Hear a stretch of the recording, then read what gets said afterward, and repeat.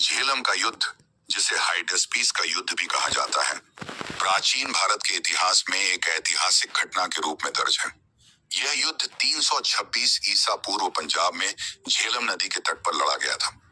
इस युद्ध में यूनान के महान सम्राट सिकंदर और भारतीय राजा पोरस आमने सामने आए।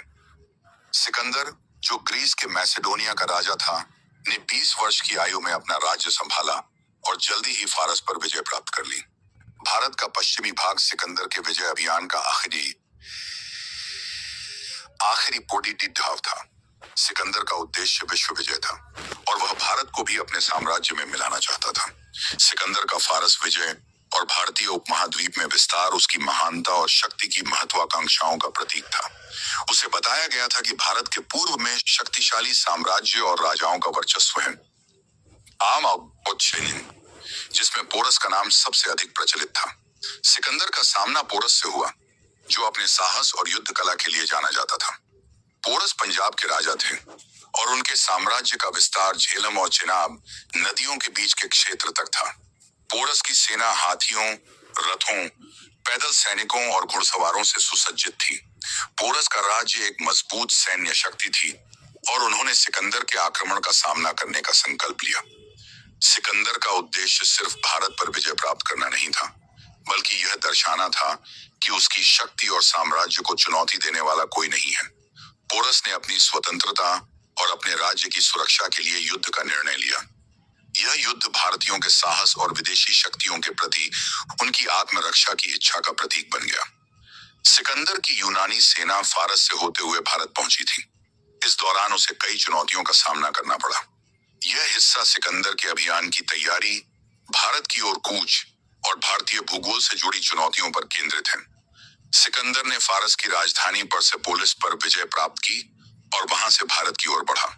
फारस को जीतने के बाद सिकंदर का सामना भारत के पश्चिमी शासकों से हुआ, जिनमें अंभी और पोरस प्रमुख थे। भारत के भूगोल, खासकर उसकी पहाड़ियां, घने जंगल और विशाल नदियां सिकंदर के सैनिकों के लिए चुनौतीपूर्ण थीं। झेलम नदी को पार करना भी एक कठिन कार्य था, खासकर बरसात के समय में। इन प्राकृतिक बाधाओं से निपटने के लिए उसने अपने सेनापतियों के साथ गहन रणनीतियां बनाई थीं। सिकंदर ने अपनी सेना को विभिन्न टुकड़ियों में बांटकर युद्ध की तैयारी की। उसके प्रमुख सेनापतियों में हेफेस्टियन, पेरिडिकस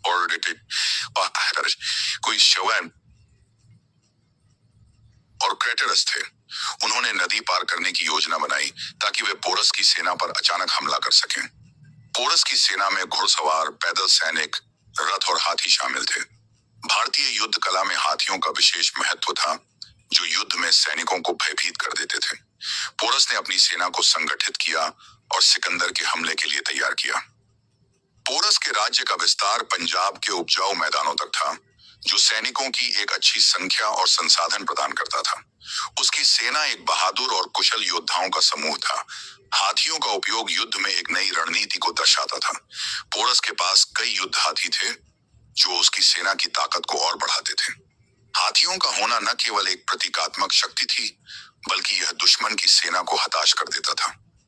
पोरस साहसी और आत्मविश्वासी राजा थे। उनकी इस भावना ने उनकी सेना में आत्मविश्वास भर दिया।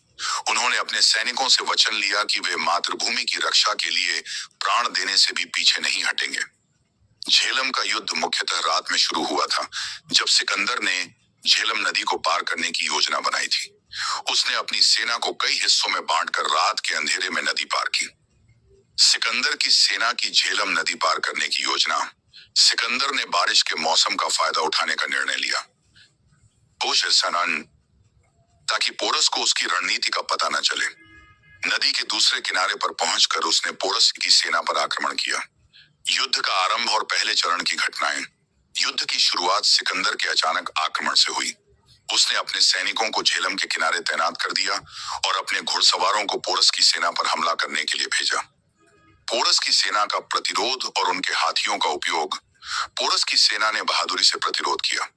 उन्होंने अपने हाथियों का उपयोग किया, जिससे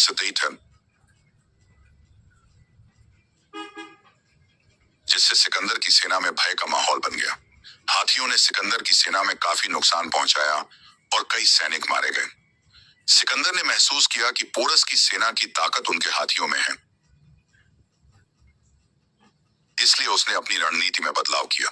उसने अपने सैनिकों को हाथियों को घेरने और उनके ऊपर से तीर चलाने का आदेश दिया। युद्ध में कई घंटे बीत चुके थे और सिकंदर की सेना ने पोरस के हाथियों को अलग थलग करना शुरू कर दिया। सिकंदर की योजना थी कि हाथियों को घेर कर उन्हें कमजोर किया जाए।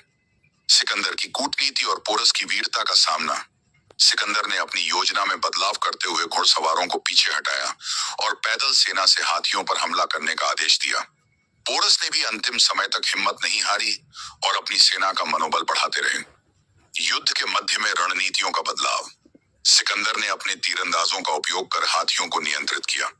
उसने पोरस की सेना को बांटने के लिए विभिन्न दिशाओं से हमला किया, जिससे उनकी सेना टूटने लगी।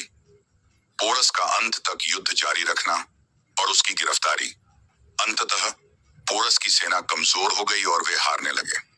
पोरस ने अंत तक युद्ध किया, लेकिन अंत में सिकंदर ने उन्हें बंदी बना लिया।